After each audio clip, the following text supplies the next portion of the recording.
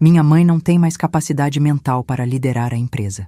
Naquela reunião de sócios, meu próprio filho disse isso na frente de todos. Aquelas palavras foram como um golpe certeiro no peito. Ele achou que estava assumindo o trono que eu construí com meu suor. Meu nome é Lúcia.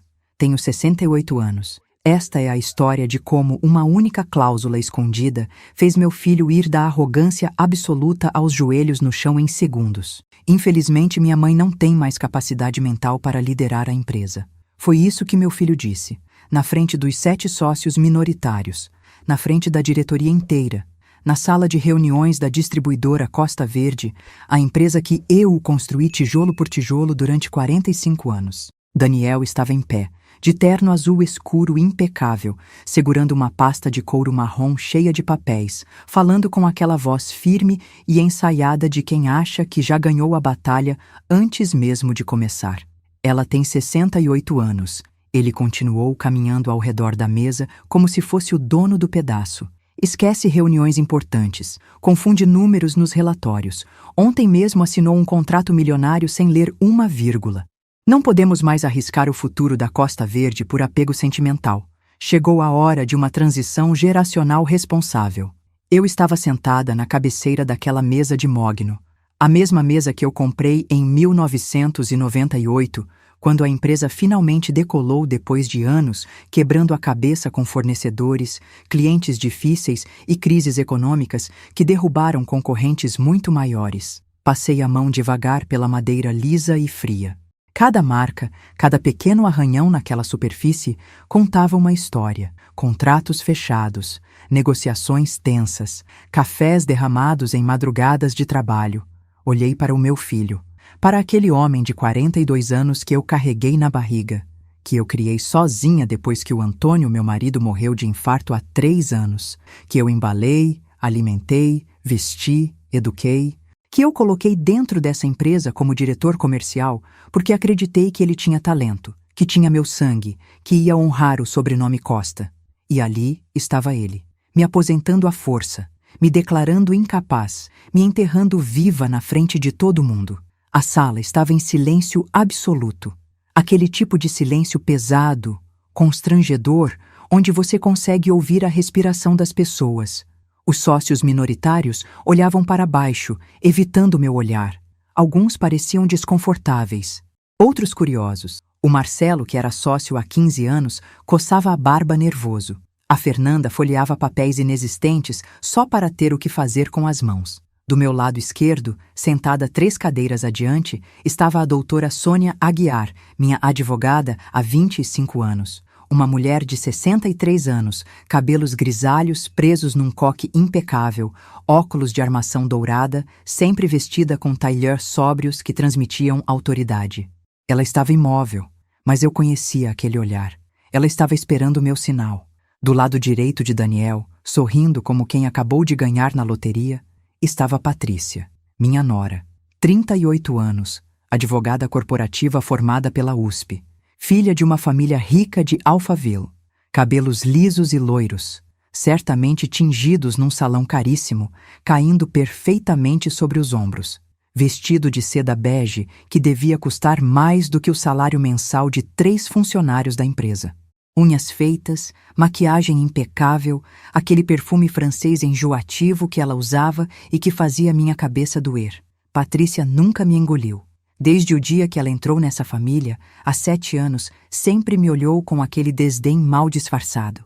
Para ela, eu era a sogra cafona, a velha ultrapassada que insistia em trabalhar quando deveria estar em casa, fazendo crochê. Ela via a Costa Verde como patrimônio desperdiçado nas mãos de uma mulher que não sabia aproveitar a fortuna que tinha construído. Mãe! Daniel se virou para mim e pela primeira vez naquela manhã me encarou diretamente. Eu sei que isso é difícil de ouvir, mas é pelo seu próprio bem. A senhora trabalhou demais a vida inteira. Merece descansar, viajar, aproveitar os netos. Deixa que eu cuido da empresa agora. Deixa que eu cuido. Como se a Costa Verde fosse um vaso de planta que precisava de rega. Como se 45 anos de suor, noites sem dormir, decisões impossíveis, crises sobrevividas, pudessem ser resumidos numa frase condescendente dita por um homem que nunca construiu nada sozinho na vida. Eu não gritei. Não chorei, não tremi. Apenas ergui a mão direita e fiz um sinal discreto com a cabeça para a doutora Sônia. 2 dedos levantados. Era o código que tínhamos combinado 3 meses atrás, quando eu descobri o que estava acontecendo pelas minhas costas. A advogada se levantou em silêncio, ajeitou o tailleur cinza e saiu da sala com passos firmes. O salto escarpão dela ecoava no piso de madeira. A porta se fechou com um clique suave. Daniel franziu a testa, confuso. Patrícia deixou o sorriso de vitória morrer um pouco nos lábios pintados de vermelho. "Mãe, o que a senhora está fazendo?" Daniel perguntou, e pela primeira vez naquela manhã vi um fio de incerteza na voz dele. Eu não respondi. Apenas fiquei ali, sentada, com as mãos cruzadas sobre a mesa, respirando devagar, contando os segundos. 1, 2, 3. Ouvindo meu próprio coração batendo firme no peito. A porta se abriu novamente. A doutora Sônia entrou seguida do Roberto Mendes, meu gerente de recursos humanos há 18 anos. Um homem sério, de 51 anos, que começou como auxiliar administrativo e cresceu na empresa porque era competente, leal e honesto. Ele carregava uma pasta azul de plástico, daquelas simples de arquivo, mas que eu sabia que continha documentos que iam virar aquela reunião de cabeça para baixo. O silêncio na sala ficou ainda mais denso. Dava para ouvir o zumbido baixo do ar-condicionado. O Marcelo parou de coçar a barba. A Fernanda largou os papéis. Todos os olhos estavam fixos na pasta azul, nas mãos do Roberto. Daniel olhou para mim, depois para a doutora Sônia, depois para o Roberto. Eu vi a confusão se transformando em preocupação no rosto dele. Patrícia se mexeu na cadeira, inquieta, cruzando e descruzando as pernas. A confiança arrogante dela estava começando a rachar. "Pode ler, doutora Sônia", eu disse. Minha voz saiu calma, firme, controlada. A voz de quem comanda há 45 anos. A voz de quem construiu um império com as próprias mãos calejadas e não ia deixar ninguém roubar isso dela. A advogada abriu a pasta azul, tirou um documento. Várias páginas grampeadas, papel timbrado oficial, carimbos de cartório. Ela ajeitou os óculos e começou a ler com aquela voz técnica, profissional, que fazia cada palavra soar como uma sentença judicial. Cláusula 12b, do contrato social da distribuidora Costa Verde Liteda, registrado no cartório de registro de títulos e documentos sob o número 347892, em março de 2022, com última atualização registrada em abril de 2024. Vi Daniel engolir seco. A mandíbula dele se contraiu. A doutora Sônia continuou. Fica estabelecido que qualquer tentativa de destituição da sócia majoritária Lúcia Maria Costa, sem comprovação médica formal, assinada por 3 especialistas independentes credenciados pelo Conselho Regional de Medicina, resultará em acionamento automático da cláusula de proteção patrimonial e societária. Que cláusula? Daniel interrompeu, e a voz dele saiu mais alta do que ele pretendia. Que proteção? Do que vocês estão falando? Patrícia se levantou da cadeira de um pulo. Isso não existe. Eu li o contrato social inteiro. Não tem nenhuma cláusula dessas.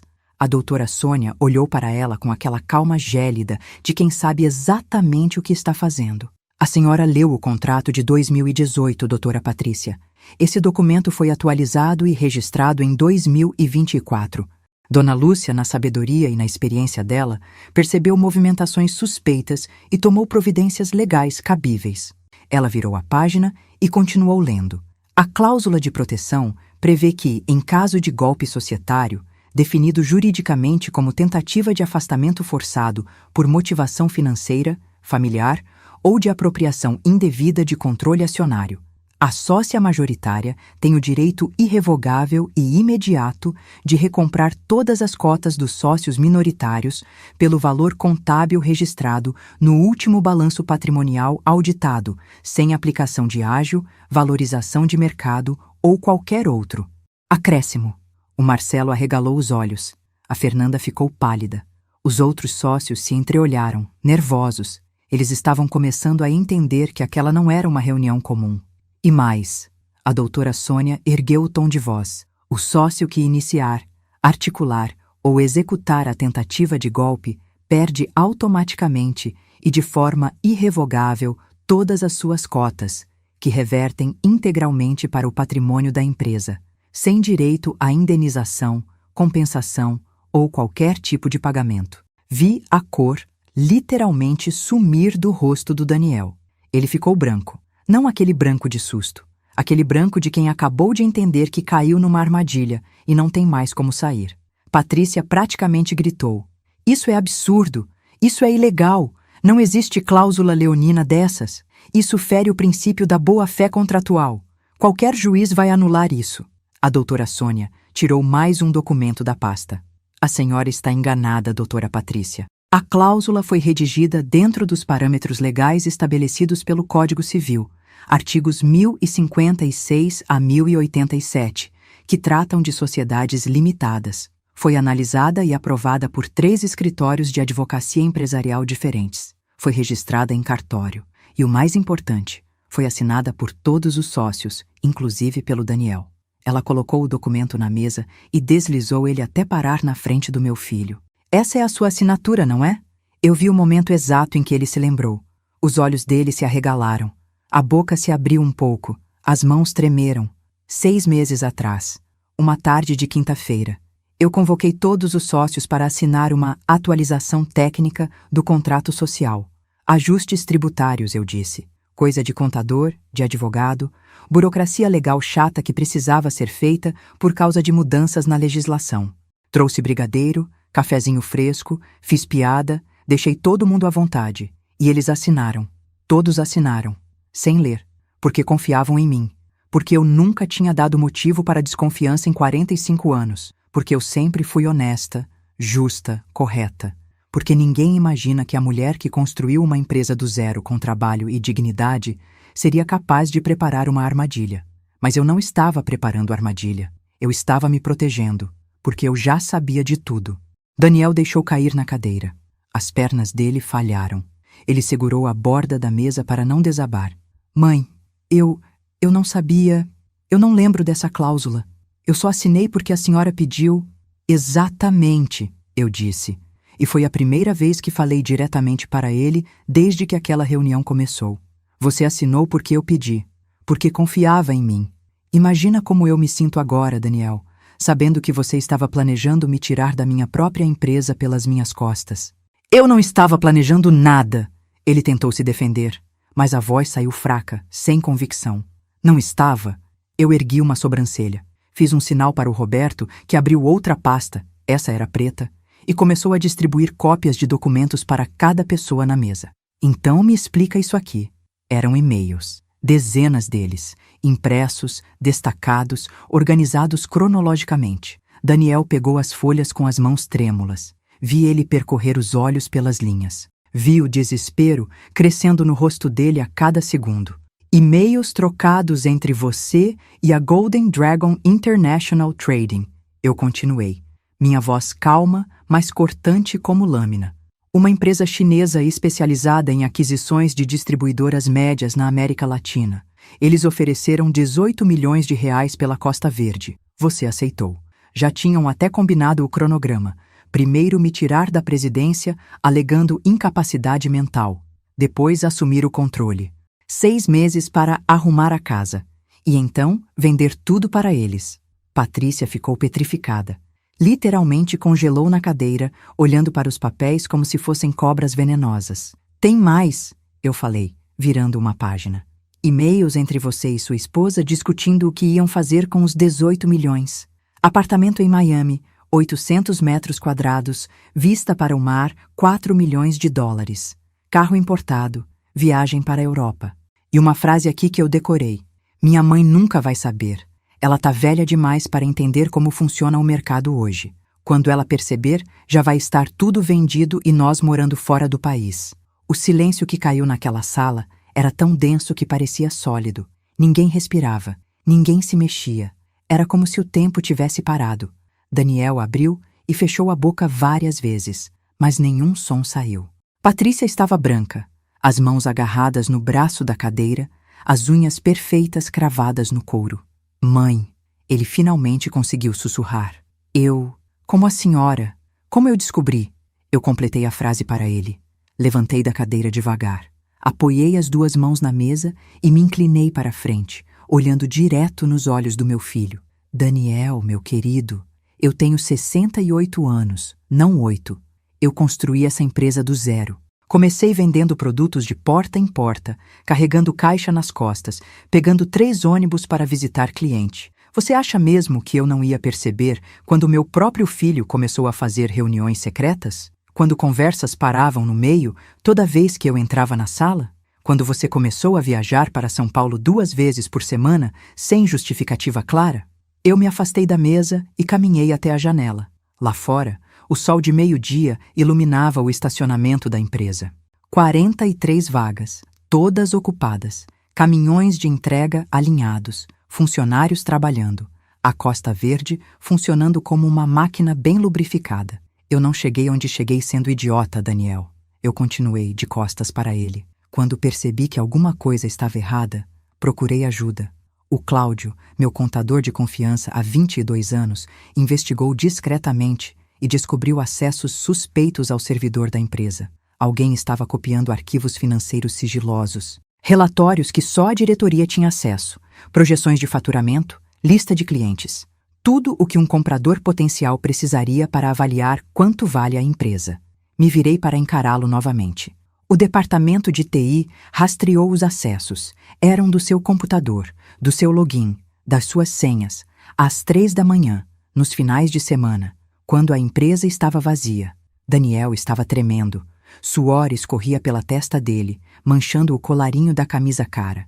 Depois disso, pedi para a doutora Sônia contratar um investigador particular. Eu continuei, minha voz ficando cada vez mais dura. Um profissional sério, discreto, ex-polícia federal. Ele monitorou seus e-mails corporativos, que são propriedade da empresa, diga-se de passagem, não suas. Monitorou suas ligações telefônicas usando o chip corporativo que a empresa paga. Seguiu você em algumas viagens, fotografou reuniões, gravou conversas em restaurantes. Joguei um pendrive em cima da mesa. Ele deslizou até parar na frente da Patrícia. Tem 147 arquivos nesse pendrive. E-mails, áudios, fotos, contratos preliminares que você assinou sem autorização, proposta formal da Golden Dragon que você recebeu e respondeu dizendo que tinha tudo sob controle. Tem até áudio seu falando com eles por Skype dizendo que eu era uma velha teimosa que não aceitava que o tempo dela tinha passado. Vi uma lágrima escorrer pelo rosto dele, mas não era lágrima de arrependimento. Era lágrima de quem foi pego, de quem sabe que acabou. Patrícia levantou, as pernas bambas, segurando a bolsa cara contra o peito como se fosse um escudo. Nós vamos embora. Isso aqui é perseguição, é abuso. Eu vou processar. Eu vou levar isso para a OAB, para o Ministério Público, para onde for preciso. A doutora Sônia nem piscou. A senhora pode fazer o que quiser, doutora Patrícia, mas vai perder. Tudo o que foi feito está dentro da legalidade. Monitoramento de e-mails corporativos é permitido por lei. Investigação particular com autorização judicial é legal. E a cláusula do contrato social foi assinada pelo seu marido de livre e espontânea vontade, com firma reconhecida e testemunhas presentes. Ela fez uma pausa e olhou para Patrícia com frieza cirúrgica. Ah, e já que a senhora mencionou processar, a distribuidora Costa Verde vai entrar com ação de reparação de danos contra o Daniel por quebra de dever fiduciário, tentativa de apropriação indébita e violação de sigilo empresarial. Os advogados já estão preparando a petição. O valor da causa é R$2.800.000. Daniel caiu de joelhos, literalmente. Caiu de joelhos ali no meio da sala de reuniões, na frente de todo mundo, e começou a chorar. Não aquele choro discreto, controlado. Aquele choro de criança, com soluços, com as mãos cobrindo o rosto, o corpo todo tremendo. Mãe, me perdoa. Eu errei muito. Eu fui fraco. A Patrícia disse que a senhora estava velha demais, que não entendia mais de negócios, que ia quebrar a empresa se continuasse no comando. Ela disse que a gente merecia assumir, que eu tinha trabalhado anos aqui, que era meu direito. Olhei para ele ali no chão. O terno de R$3.000 todo amarrotado, o cabelo gel despenteado, o rosto vermelho de tanto chorar, o homem de 42 anos chorando como um menino de 5, e eu senti uma mistura estranha de sentimentos. pena do menino que ele foi, do garoto que corria pela casa brincando de carrinho, que me abraçava antes de dormir, que dizia que quando crescesse ia trabalhar comigo. Nojo do homem que ele se tornou, ganancioso, mentiroso, capaz de trair a própria mãe por dinheiro. Mas mais do que pena ou nojo, eu senti alívio. Alívio de ter descoberto a tempo. Alívio de ter me protegido. Alívio de ter sido mais esperta que eles. Roberto, eu chamei o gerente de RH. Ele se aproximou segurando a pasta azul. Ative a cláusula 12B. Inicie o processo de recompra das cotas de todos os sócios minoritários pelo valor contábil do último balanço auditado.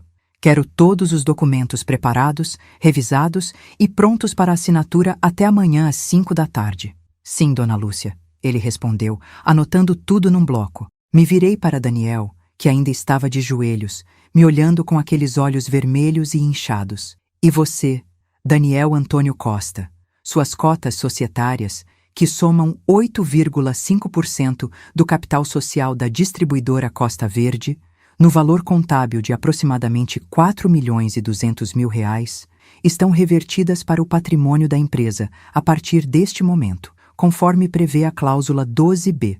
Você não é mais sócio, não é mais diretor comercial. Está demitido por justa causa. Você tem exatamente 1 hora para retirar seus pertences pessoais do escritório.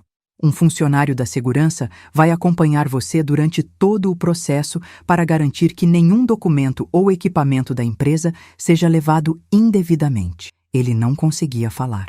Apenas ficou ali, ajoelhado, sacudindo a cabeça em negação, como se pudesse desfazer tudo aquilo apenas recusando acreditar.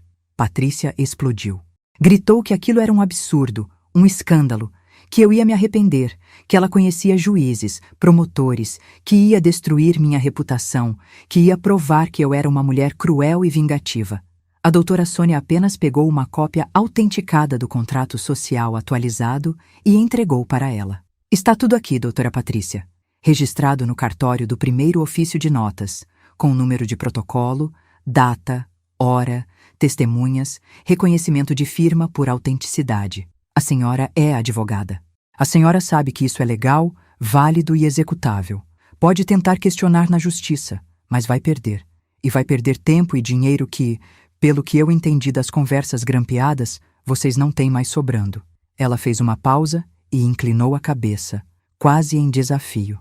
Ah, e só para constar, as cotas que o Daniel perdeu valiam, no mercado atual, cerca de R$6,5 milhões de reais, considerando o crescimento da empresa nos últimos 2 anos. Então eu sugiro fortemente que vocês economizem o dinheiro das custas judiciais.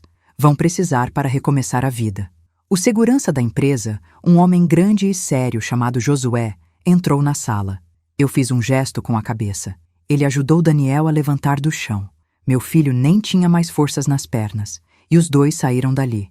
Patrícia foi atrás, ainda gritando ameaças vazias, a voz ecoando pelo corredor até sumir quando a porta do elevador se fechou. A sala de reuniões ficou em silêncio. Os sócios minoritários estavam em choque, alguns pálidos, outros boquiabertos. Ninguém sabia o que dizer.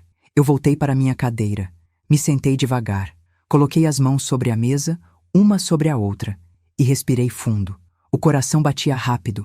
As mãos tremiam um pouco, mas escondi isso cruzando os dedos. Acabava de demitir meu filho. Acabava de tirar dele milhões de reais. Acabava de expulsá-lo da empresa que eu construí, justamente pensando em deixar para ele um dia. Mas ele tinha escolhido me trair. Tinha escolhido o dinheiro. Tinha escolhido ouvir uma mulher gananciosa, em vez de respeitar a mãe que deu tudo por ele. E naquele momento, olhando para aquela sala vazia, para aquelas cadeiras onde meu filho tinha acabado de me humilhar na frente de todo mundo, eu entendi uma coisa que nunca tinha entendido antes. Às vezes, proteger sua dignidade significa perder as pessoas que você mais ama. Mas, se essas pessoas estavam dispostas a te destruir, então elas já estavam perdidas mesmo. E você que está me ouvindo agora, o que você faria se descobrisse que seu próprio filho está tentando roubar tudo o que você construiu? Deixa aí nos comentários, porque minha história está longe de terminar.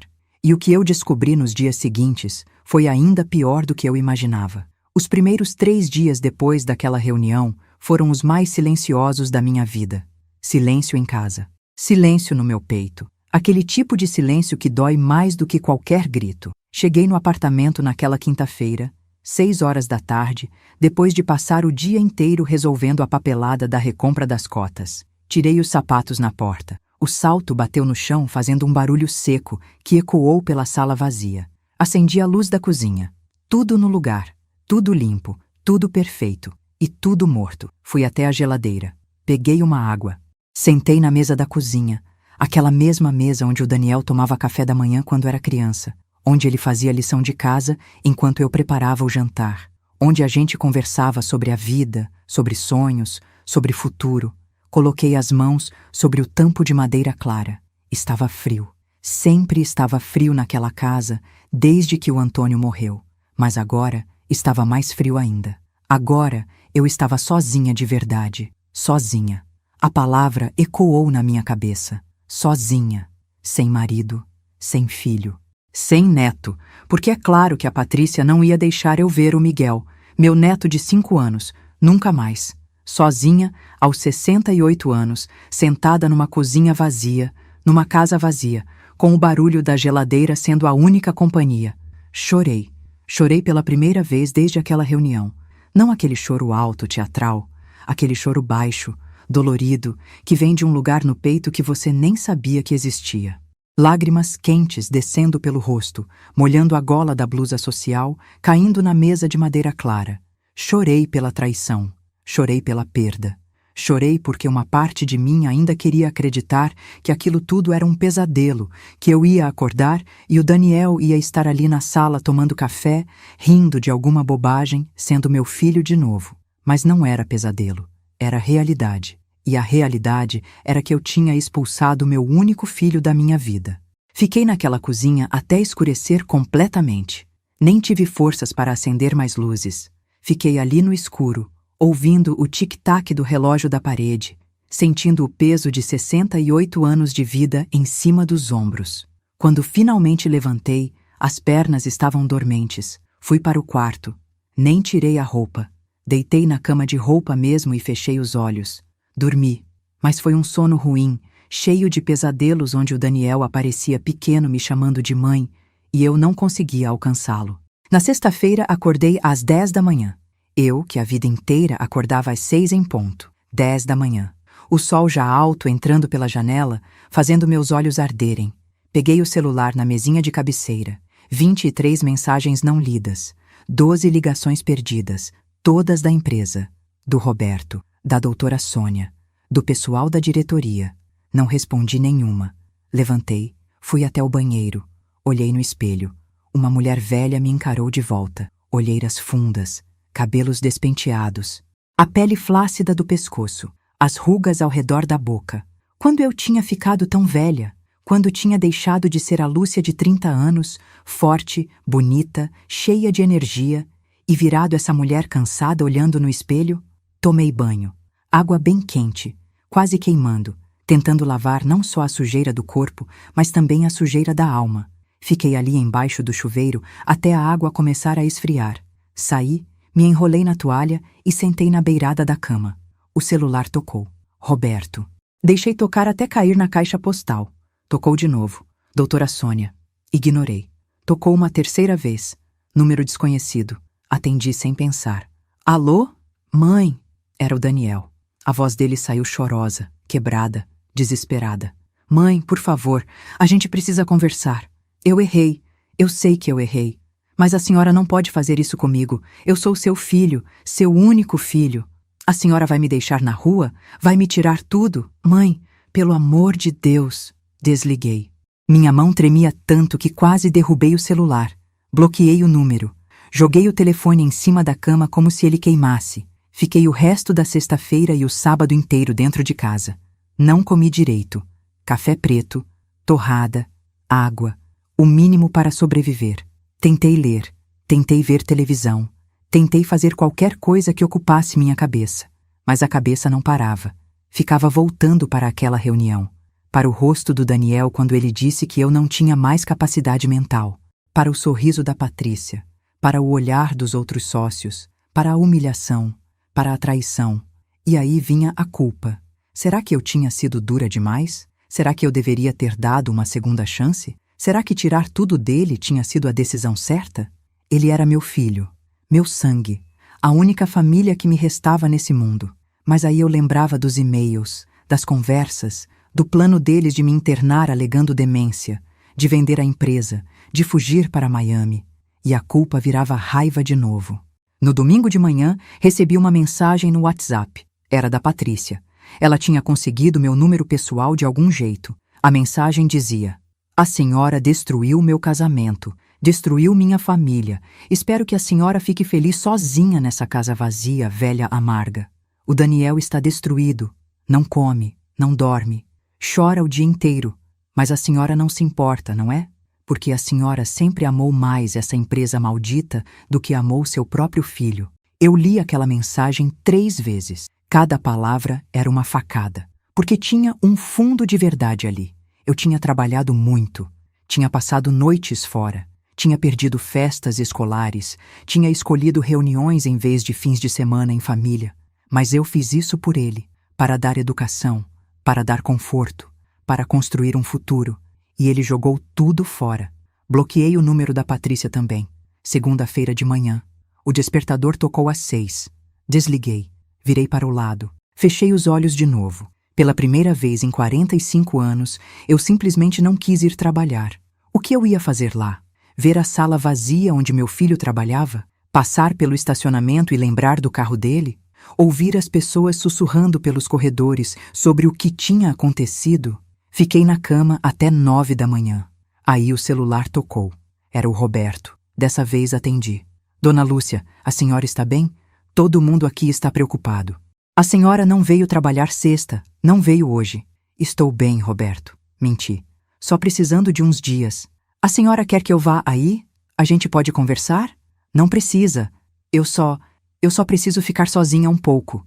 Desliguei antes que ele insistisse. Levantei. Fui até a sala. Sentei no sofá. O mesmo sofá onde o Daniel sentava para ver televisão. Onde o Miguel brincava com os carrinhos. Onde o Antônio dormia cochilando depois do almoço de domingo. Fantasmas. A casa estava cheia de fantasmas. E naquele momento, sentada naquele sofá velho e gasto, olhando para as paredes vazias, para os porta-retratos com fotos de um tempo que não existia mais, eu entendi o que significava solidão de verdade. Não era só estar sozinha. Era sentir que você não pertence mais a lugar nenhum, que as pessoas que deveriam te amar te traíram, que o futuro que você imaginou virou cinzas, que talvez no final das contas você tenha construído um império, mas perdido uma família. E o pior, começar a achar que talvez eles tivessem razão, que talvez você estivesse velha demais, cansada demais, que talvez tivesse chegado a hora de desistir. Passei aquela segunda-feira inteira pensando nisso, em desistir, em vender tudo, em me aposentar de verdade, em ir morar num lugar pequeno, longe, onde ninguém conhecesse minha história, talvez no interior, talvez no litoral, algum lugar onde eu pudesse simplesmente desaparecer e deixar o mundo girar sem mim. Na terça de manhã, acordei decidida. Ia ligar para a doutora Sônia e pedir para ela preparar os papéis de venda da empresa. Não queria mais aquilo. Não valia a pena. Tinha perdido meu filho por causa daquela empresa. Não ia perder mais nada. Peguei o celular. Procurei o número dela. O dedo estava sobre o botão de chamada. E aí eu ouvi um barulho. Era o WhatsApp. Uma mensagem. De um número que eu não conhecia. Abri. Era um áudio. Hesitei, mas apertei play. A voz era de um homem. Mais velho. Fundo de música ao longe. Barulho de restaurante. "Então é isso, Patrícia. O dinheiro entra na conta offshore na sexta. $320 mil, conforme combinamos. Mas você precisa garantir que a velha não descubra o esquema das notas fiscais falsas antes da gente finalizar. Se ela chamar a auditoria externa agora, a gente tá ferrado. O Daniel consegue segurar mais um mês?" Meu coração parou. Notas fiscais falsas? $320 mil? Esquema? Ouvi o áudio mais 2 vezes. A voz não era do Daniel. Era outra. Mas ele falava com a Patrícia. Falava do Daniel. E falava de um esquema na minha empresa. As mãos tremiam. A cabeça girava. Levantei do sofá. Comecei a andar de um lado para o outro. pensando, conectando, entendendo. Se tinha esquema de notas fiscais, significava que tinha mais coisa, muito mais coisa. A tentativa de me tirar da empresa não era só ambição, era necessidade. Eles precisavam me afastar antes que eu descobrisse o que estavam fazendo. Liguei para a doutora Sônia. Ela atendeu no primeiro toque. Dona Lúcia, graças a Deus, a senhora está bem? Sônia, eu preciso de você aqui em casa, agora. E traz o Cláudio, o contador. É urgente. O que aconteceu? Eu recebi um áudio e acho que a coisa é muito pior do que a gente imaginava. 1 hora depois, eles estavam na minha sala. Coloquei o áudio para tocar. Vi o rosto dos dois mudando, ficando sério, preocupado. Dona Lúcia, o Cláudio disse devagar, se existe esquema de nota fiscal, pode ter desvio de milhões. Literalmente, milhões. A gente precisa fazer uma auditoria completa, agora. Então faz, eu disse. E pela primeira vez em 5 dias, minha voz saiu firme de novo, decidida. Faz a auditoria, revira a empresa de ponta cabeça. Eu quero saber exatamente o que meu filho fez, quanto ele roubou e com quem ele estava trabalhando. A tristeza ainda estava lá, a dor ainda estava lá, mas agora tinha outra coisa também. Raiva. Não raiva de mãe magoada, raiva de empresária roubada. Eles não tinham só me traído como mãe, tinham roubado da minha empresa, do meu trabalho, do suor de 45 anos. E isso eu não ia deixar barato. Naquela noite, pela primeira vez em dias, jantei direito. Fiz um macarrão simples. Comi na mesa da cozinha. Ainda estava sozinha, mas não estava mais perdida. Tinha um objetivo agora: descobrir a verdade e fazer justiça. A auditoria começou na quarta-feira de manhã, 7 horas em ponto. 3 auditores externos da empresa Santos Rodrigues chegaram com maletas pretas, computadores portáteis e aquela cara séria de quem está acostumado a encontrar podridão escondida em balanços bonitos. O Cláudio, meu contador, coordenava tudo. A doutora Sônia estava lá também, tomando nota de cada descoberta para já ir preparando as ações judiciais. Eu cheguei na empresa às 8. Entrei pela porta principal. Os funcionários me cumprimentaram, alguns surpresos de me ver depois de quase 1 semana sumida, outros aliviados. Subi para minha sala, sentei na minha cadeira e esperei. Esperar é a parte mais difícil. Você fica ali, imaginando o que vão encontrar, torcendo para estar errada e ao mesmo tempo sabendo que está certa. O relógio da parede fazia tic-tac. Cada segundo parecia 1 hora. Às 11 da manhã, o Cláudio bateu na porta. Dona Lúcia, a gente precisa conversar. Ele entrou, fechou a porta, sentou na cadeira da frente da minha mesa, tirou os óculos, passou a mão no rosto cansado e disse: é pior do que eu imaginava. Meu estômago revirou. Quanto? 840 mil reais, até agora. E a gente ainda está na metade da análise. 840 mil. As palavras ecoaram na minha cabeça. 840 mil reais, quase 1 milhão, roubado da minha empresa, do meu trabalho, do meu suor. Como? Consegui perguntar. O Cláudio abriu uma pasta. Começou a me mostrar documentos, planilhas, gráficos. O esquema funcionava assim. O Daniel criava notas fiscais falsas de fornecedores que não existiam. Empresas fantasmas registradas em nome de laranjas. Ele aprovava pagamentos para essas empresas. O dinheiro saía da conta da Costa Verde e caía numa conta no exterior. De lá, voltava para uma conta pessoal dele e da Patrícia. Ele virou uma página. Olha aqui. Tecnodistribuidora Litetida. Recebeu 123 mil reais em 6 meses por serviços de consultoria logística. Fui checar. A empresa existe no papel, mas o endereço é um terreno baldio em Guarulhos. Não tem funcionário. Não tem estrutura. É só um CNPJ. Virou outra página. Aqui. Suprema Importações. 208 mil reais por aquisição de equipamentos. Fui atrás. A empresa foi aberta há 8 meses. O dono é um catador de papel de 72 anos que nem sabe que é sócio de alguma coisa.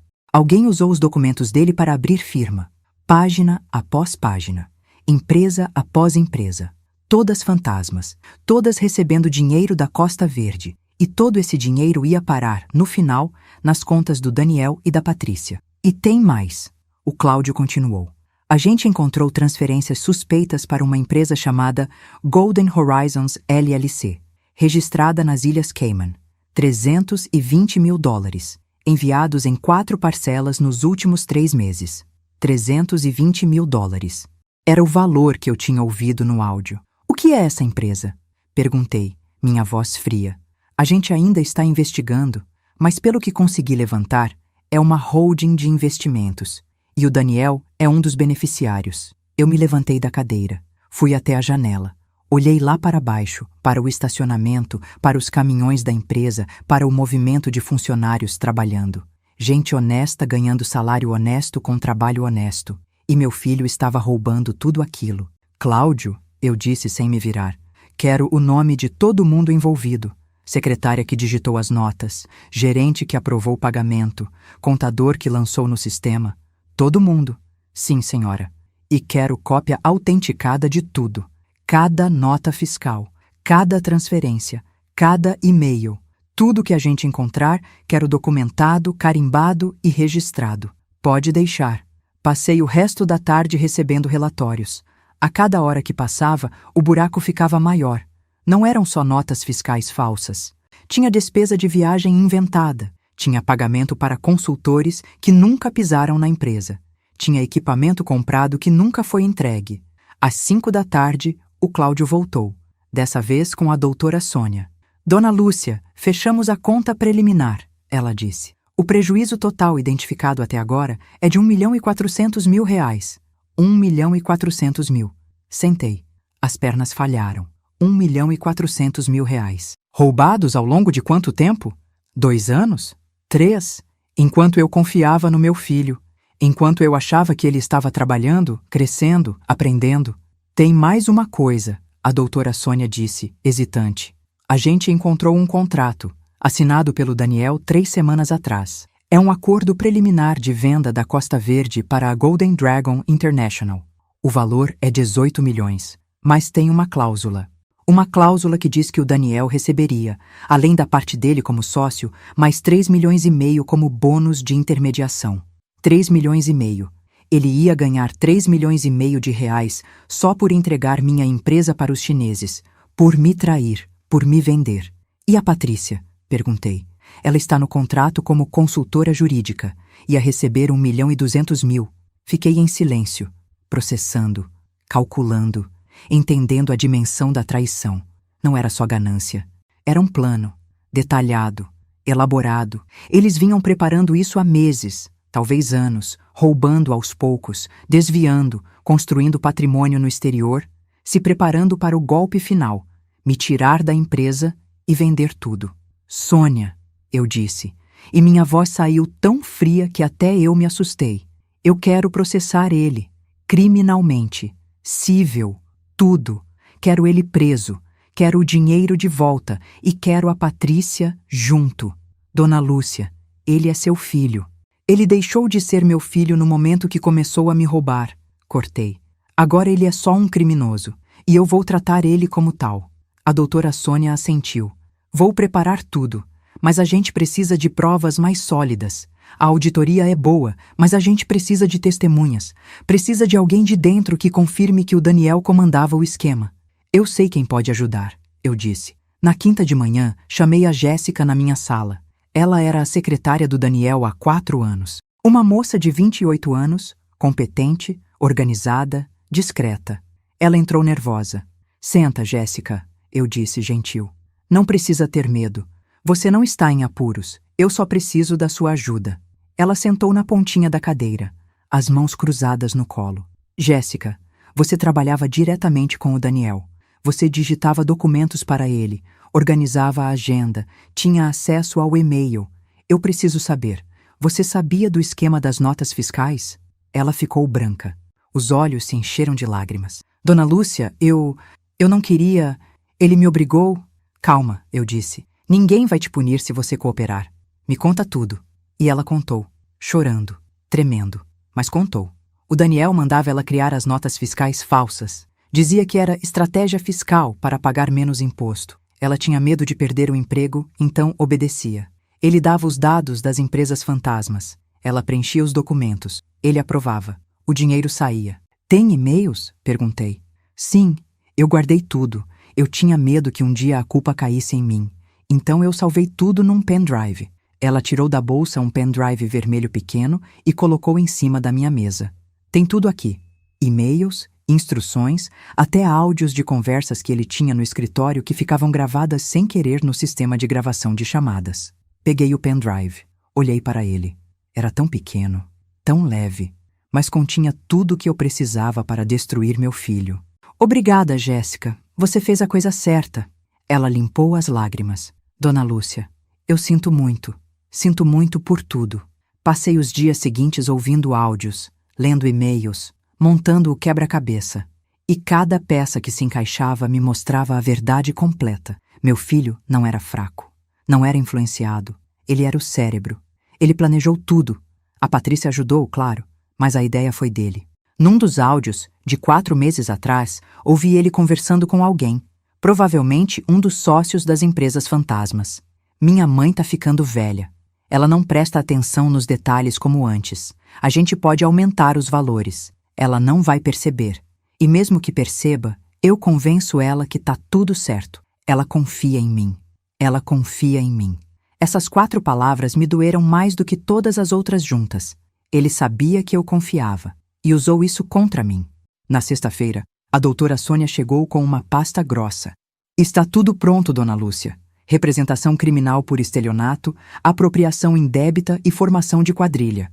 Ação cível de reparação de danos no valor de R$ 1.400.000, mais danos morais no valor de 500 mil. E notificação extrajudicial exigindo devolução imediata dos valores desviados sob pena de penhora de bens. Assinei tudo. Cada página. Cada documento. Minha mão estava firme. Não tremia. Não hesitava. Manda entregar pessoalmente na casa deles, eu disse. E agenda uma reunião para segunda-feira às 10 da manhã aqui na empresa. Manda o convite formal. Diz que é para discussão de acordo extrajudicial. Eu quero eles aqui. Eu quero olhar na cara deles. A doutora Sônia sorriu. Um sorriso pequeno, triste, mas orgulhoso. Você tem certeza? Vai ser difícil. Tenho, respondi. Eles me humilharam em público. Vou devolver o favor. No sábado, finalmente saí de casa. Fui ao salão. Arrumei o cabelo. Pintei de um castanho mais vibrante. Fiz as unhas. Comprei roupa nova. Um conjunto de calça e blazer azul marinho elegante. Sapato novo. Olhei no espelho. A mulher cansada tinha ido embora. No lugar dela estava uma mulher determinada. Uma mulher que tinha construído um império e não ia deixar ninguém roubar isso dela. No domingo de manhã recebi uma mensagem. Era do Daniel, do número novo que ele tinha arrumado. Mãe, eu recebi os documentos. Por favor, não faz isso. A gente pode conversar. Eu devolvo o dinheiro. Só não me processa. Pelo amor de Deus. Não respondi. 1 hora depois, outra mensagem. Dessa vez, da Patrícia. Isso é vingança de uma mulher amargurada. A senhora vai se arrepender. Bloqueei o número. Na segunda de manhã, acordei às 5. Tomei café. Me arrumei com calma. Passei perfume. Um que o Antônio gostava, que eu não usava há anos. Coloquei o conjunto novo, o sapato novo. Peguei a pasta com todos os documentos. Cheguei na empresa às 7h30. Subi para a sala de reuniões, a mesma onde tudo tinha começado. Verifiquei se estava tudo pronto. A mesa arrumada, os documentos organizados, o projetor funcionando. Às 8h30, a doutora Sônia chegou. Às 9h, o Cláudio. Às 9h30, o Roberto. Às 10 em ponto, Daniel e Patrícia entraram pela porta. Eles estavam diferentes. Daniel estava com olheiras fundas, barba por fazer, roupa amassada, Patrícia sem maquiagem. Cabelo preso de qualquer jeito. Nada do glamour de antes. Sentaram do outro lado da mesa, em silêncio. Eu olhei para os dois, respirei fundo e comecei. Vocês vieram aqui porque eu dei essa chance. A última chance de resolvermos isso sem vocês serem presos. Mas antes de falarmos de acordo, vocês vão ouvir exatamente o que fizeram.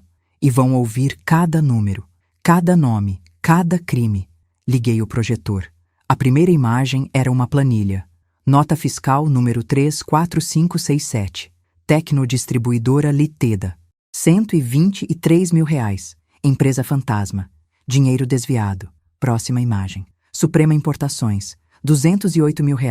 Empresa fantasma. Dinheiro desviado. Próxima. Próxima. Próxima. Cada slide era um crime. Cada número era uma facada. Daniel começou a chorar no 5º slide. Patrícia ficou pálida no 8º. Mas eu não parei. Passei todos os 43 slides. 1 hora e 15 minutos de apresentação. Cada centavo roubado. Cada mentira. Cada crime. Quando terminei, desliguei o projetor e olhei para eles. Agora vocês vão me ouvir, e vão me ouvir em silêncio. O silêncio na sala era tão denso que parecia sugar o ar. Daniel estava afundado na cadeira, as mãos tremendo sobre a mesa, os olhos vermelhos fixos no tampo de madeira. Patrícia mantinha as costas retas, mas o pescoço estava tenso, as veias saltadas, e ela mordia o lábio inferior com tanta força que a pele ficava branca. Eu me levantei devagar. Caminhei até a janela. Lá fora, o dia estava nublado, cinza, pesado, como aquele momento. Vocês sabem o que dói mais? Comecei, ainda de costas para eles. Não é o dinheiro. Dinheiro eu recupero. Eu já recuperei coisa pior. Já passei por 3 crises econômicas. Sobrevivi hiperinflação. Perdi e reconstruí mais vezes do que vocês conseguem imaginar. Me virei. Olhei direto para o Daniel. O que dói é que você me olhou nos olhos todos os dias. Me deu bom dia. Me abraçou. Sentou na mesa de jantar da minha casa. Trouxe meu neto para eu ver. E o tempo todo, você estava me roubando. A voz dele saiu quebrada. Mãe? Não. Cortei, erguendo a mão. Você não vai me chamar de mãe. Não agora. Agora você vai me ouvir. Em silêncio, como eu te disse. Voltei para a mesa. Apoiei as 2 mãos sobre o tampo. Inclinei para a frente. R$ 1.400.000, Daniel. Durante 2 anos e meio, você criou 14 empresas fantasmas. Usou documentos de 6 pessoas que não sabiam de nada, incluindo um senhor de 72 anos que catava papelão para sobreviver. Você forjou assinaturas, fabricou contratos, mentiu para auditores internos, suborno, convenceu funcionários a participarem. Peguei a primeira pasta, abri, tirei um documento. Aqui, e-mail seu para a Jéssica, sua secretária. Dia 15 de março de 2023. Você mandou ela criar uma nota fiscal de R$ 86 mil para uma empresa chamada Logística Extrema Ltda. Você disse que era para otimização fiscal. Ela tinha 25 anos, Daniel. Acabou de formar. Tinha medo de perder o emprego. E você usou isso. Joguei o documento na frente dele. Próximo. Transferência internacional para Golden Horizons LLC. 1º de junho de 2024. $83 mil. Você aprovou pessoalmente. Assinou a autorização. E esse dinheiro caiu numa conta nas Ilhas Cayman, onde você é beneficiário. Outro documento. Contrato preliminar de venda da distribuidora Costa Verde para Golden Dragon International. Assinado por você dia 23 de outubro. Valor: R$ 18 milhões. Você ia receber 3,5 milhões como bônus de intermediação. 3,5 milhões, Daniel, por vender a empresa da sua mãe. Daniel colocou as mãos na frente do rosto. Os ombros balançavam. Ele estava chorando. Eu continuei. Implacável. E você, Patrícia? Ela ergueu o olhar. Tentou manter a pose de advogada fria e controlada, mas os olhos estavam úmidos. Você redigiu 3 dos contratos das empresas fantasmas. Seu registro na OAB está nos documentos. Você sabia que eram fantasmas. Você sabia que era crime. E mesmo assim fez. Por quê? Pelo R$ 1.200.000 que você ia ganhar como consultora jurídica na venda para os chineses? Ela abriu a boca para falar. Fechou. Abriu de novo. Eu só estava ajudando meu marido. Ajudando ele a cometer crime, completei. Você é advogada, Patrícia. Você jurou defender a lei. E está aí. Cúmplice de estelionato, apropriação indébita, uso de documento falso, formação de quadrilha. Voltei para minha cadeira. Sentei, cruzei as mãos sobre a mesa. Respirei fundo. Agora eu vou explicar exatamente o que vai acontecer com vocês. E vocês vão escutar em silêncio. Qualquer interrupção, eu levanto e vou embora. E aí não tem acordo. Tem só processo. Entenderam? Os 2 acenaram com a cabeça. A doutora Sônia entrou hoje de manhã com representação criminal contra vocês 2 no Ministério Público. Os crimes: estelionato qualificado, apropriação indébita, falsificação de documento, lavagem de dinheiro e formação de quadrilha. A pena pode chegar a 20 anos de reclusão. Vi o rosto de Patrícia ficar cinza.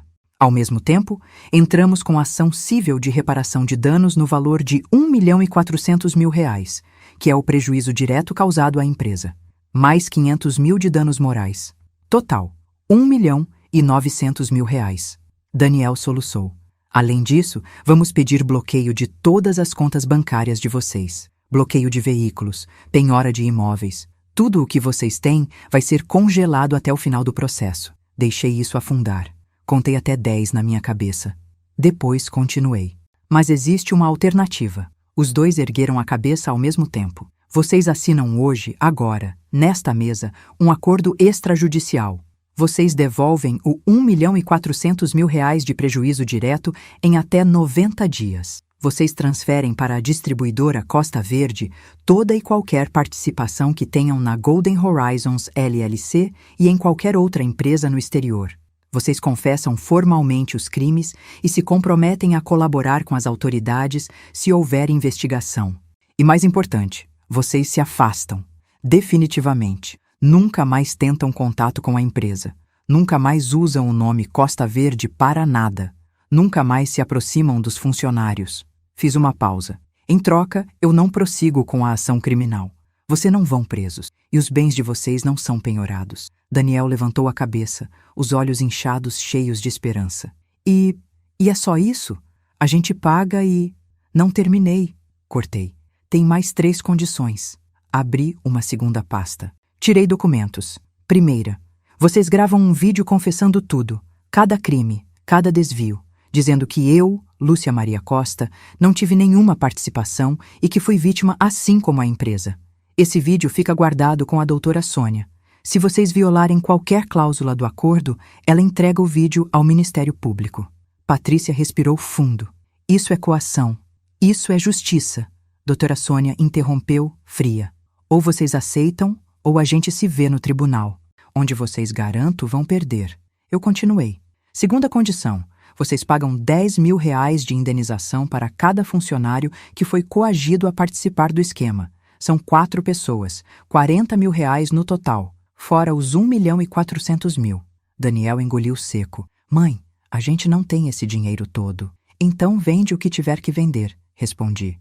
O apartamento que vocês compraram no ano passado, o carro importado da Patrícia, as joias, o que for preciso. Vocês têm 90 dias. Me levantei de novo. Fui até o armário, peguei uma caixa, coloquei em cima da mesa. E a terceira condição, abri a caixa. Dentro tinha documentos, fotos, um pendrive. O Miguel. Patrícia ficou tensa na hora. Eu sei que você vai tentar me impedir de ver meu neto. Você já deixou claro que eu destruí a família. Mas o Miguel não tem culpa de nada. Então a terceira condição é essa. Eu tenho direito de ver meu neto 2 vezes por mês. Sábados, das 2 às 6 da tarde. Você entrega ele na porta da minha casa e busca no mesmo lugar.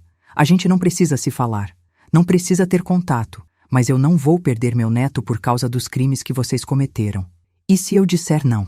Patrícia perguntou, a voz trêmula, mas ainda com um fio de desafio. Eu olhei direto para ela. Então eu entro com ação de convivência familiar na justiça.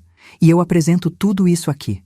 Apontei para a caixa. Fotos suas e do Daniel em restaurante de luxo, enquanto deviam 3 meses de pensão alimentícia do colégio do Miguel. E-mails seus para amigas, dizendo que graças a Deus tem babá, porque você não aguenta ficar com criança o dia todo. E esse pendrive aqui tem áudios de você gritando com o Miguel, xingando ele, chamando ele de pirralho insuportável. Ela ficou branca. Como...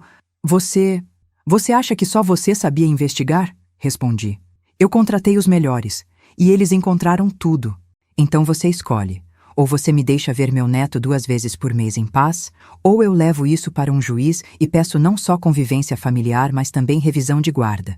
E aí, Patrícia, você pode perder muito mais do que 2 tardes por mês. Silêncio absoluto. Sentei de novo. Coloquei as 3 versões do acordo na mesa. Uma para cada um assinar, e uma para mim. Essas são as condições. Não são negociáveis. Vocês têm 5 minutos para decidir. Ou vocês assinam, ou eu levanto e vou embora. E aí a gente se vê no processo criminal. Olhei para o relógio na parede. São 10h47. Às 10h52, ou tem acordo ou tem guerra. Decidam. Daniel olhou para a Patrícia. Ela olhou para ele. Os dois estavam destruídos, quebrados, sem saída. Patrícia pegou a caneta primeiro. As mãos tremiam. Ela assinou as 3 vias. Empurrou para o Daniel. Ele pegou a caneta. Olhou para mim uma última vez. Mãe, você nunca vai me perdoar? Eu não desviei o olhar. Talvez um dia eu perdoe, Daniel, mas nunca vou esquecer. E nunca mais vou confiar. Agora assina. Ele assinou. A doutora Sônia recolheu os documentos, carimbou, autenticou. O acordo está firmado. Vocês têm 90 dias para o primeiro pagamento de R$800 mil. O restante em mais 2 pagamentos de 300 mil. As contas para depósito estão no anexo B. Qualquer descumprimento, o acordo é rompido e o processo criminal volta automaticamente. Ela colocou tudo numa pasta. Vocês estão dispensados. Daniel e Patrícia se levantaram. Ele ainda tentou falar. Mãe, saia, Daniel. Eu disse sem olhar para ele. E não volte. Eles saíram. A porta se fechou. O som dos passos deles ecoou pelo corredor até sumir no elevador. Fiquei ali, sentada, olhando para a mesa vazia, para a cadeira onde meu filho tinha estado, para o lugar onde tudo tinha desmoronado e sido reconstruído ao mesmo tempo. O Roberto se aproximou, colocou a mão no meu ombro. A senhora está bem? Respirei fundo. Estou bem. E pela primeira vez em semanas, eu estava dizendo a verdade. 3 meses e meio depois, sentada na varanda do meu apartamento novo, menor, mais aconchegante, num bairro tranquilo, longe da agitação do centro, eu tomava meu café da manhã, olhando para o pequeno jardim embaixo. Era sábado de manhã, 8h15. O sol estava nascendo devagar, pintando o céu de laranja e rosa. Meu celular vibrou. Uma notificação do banco. Transferência recebida. R$300 mil. Origem, Daniel Antônio Costa. Era o último pagamento. 90 dias certinhos. Eles cumpriram. Tomei um gole do café. Ainda quente, forte, do jeito que eu gostava. Peguei o celular e liguei para a doutora Sônia. Bom dia, dona Lúcia. Bom dia, Sônia. O último pagamento entrou. Está tudo quitado. Perfeito. Vou arquivar o processo então. E o acordo da Golden Horizons. Transferiram tudo semana passada. A empresa no exterior agora é patrimônio da Costa Verde. Mais R$420 mil que voltaram para casa. Excelente. E a representação criminal? Arquivada. Como combinado. Eles cumpriram a parte deles. Eu cumpro a minha. Ficamos alguns segundos em silêncio. Como a senhora está? Ela perguntou, e a voz dela saiu mais suave, mais humana. Melhor, respondi. E era verdade. Muito melhor. Nos 3 meses que se passaram desde aquela reunião, muita coisa mudou. O Daniel vendeu o apartamento de 3 quartos em Moema. Comprou um conjugado pequeno em Diadema. A Patrícia largou ele 2 semanas depois do primeiro pagamento. Levou o Miguel e foi morar com os pais em Alphaville. Entrou com divórcio pedindo metade dos bens. Mas como os bens estavam todos comprometidos com a dívida comigo, ela não conseguiu nada. Ouvi dizer que ele está trabalhando como vendedor numa loja de materiais de construção. Salário base mais comissão. Das 8 às 6, de segunda a sábado. A mesma vida que eu vivi nos meus 30 anos quando estava construindo a empresa. A diferença é que eu construí. Ele destruiu. Quanto a Patrícia, perdeu o emprego no escritório de advocacia quando a história vazou.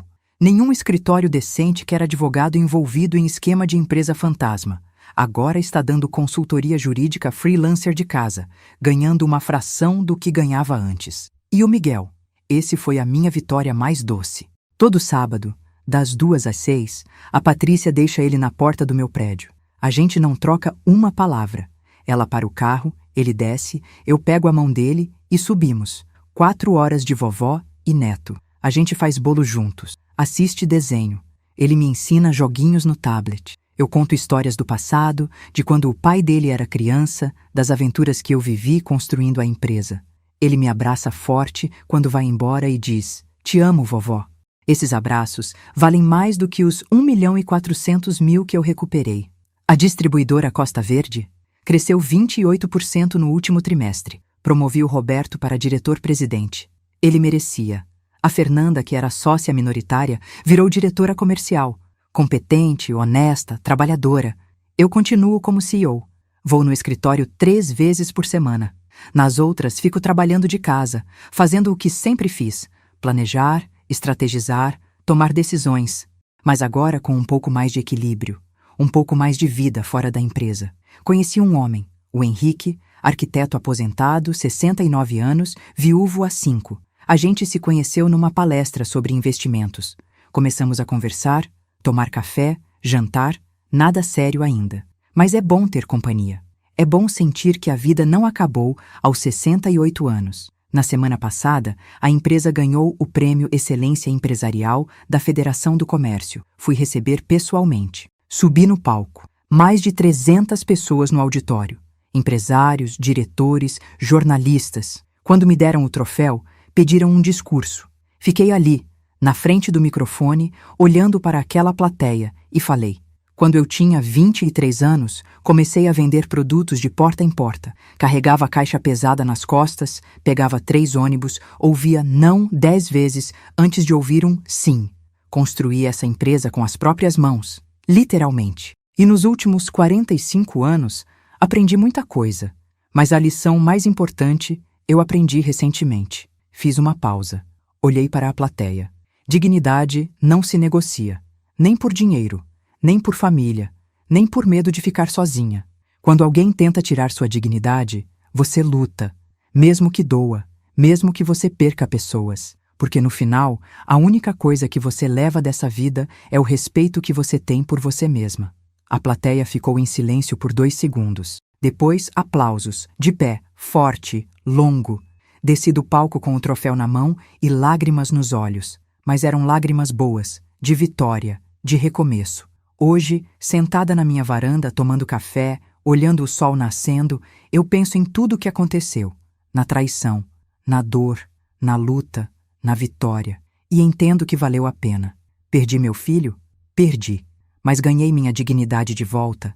Perdi a família que eu imaginava? Perdi.